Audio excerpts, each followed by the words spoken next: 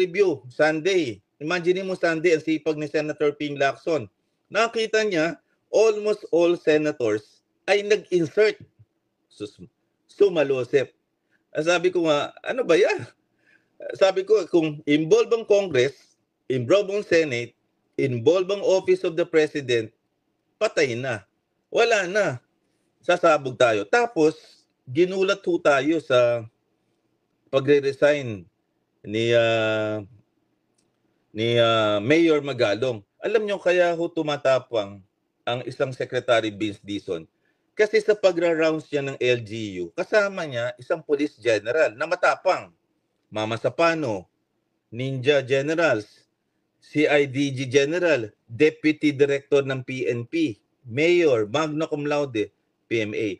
Kaso, sabi ng mga kalaban, DDS yan eh. DDS yan eh. So, Mayor yan eh. Di ba?